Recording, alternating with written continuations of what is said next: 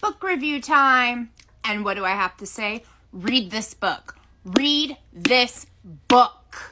Especially if you are female, if you are a mother, if you are in a marriage, if you are going through a divorce, if you are thinking about leaving your marriage, if you are thinking about coming out of the closet, if you are falling in love with someone while you're already in another relationship, if you are not happy at all, read this book. This book has, out of all the books I've read recently, I have the most tabs in this book than I do any other book.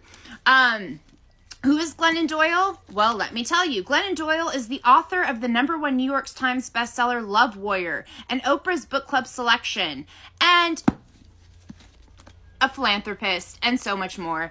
But this book literally is going to be one of my quote-unquote Bibles. I loved this book so much that I am buying a copy of this book for my bestie so that I can give it to her, because when she has things that she asks me and I don't know what advice to give her, I'm going to be like, okay, let's turn to chapter, let's see, shall we? Page 75, so that we can see what Glennon Doyle has to say about that.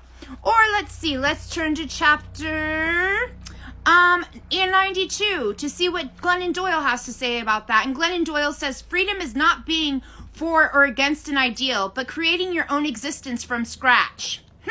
So many quotable things and so many life lessons in this book. 5 out of 5 stars.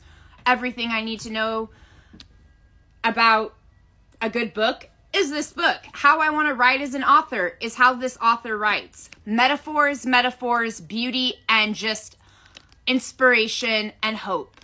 And hope is what we need a lot of right now in the world that we're in, especially in the US. So yes, read this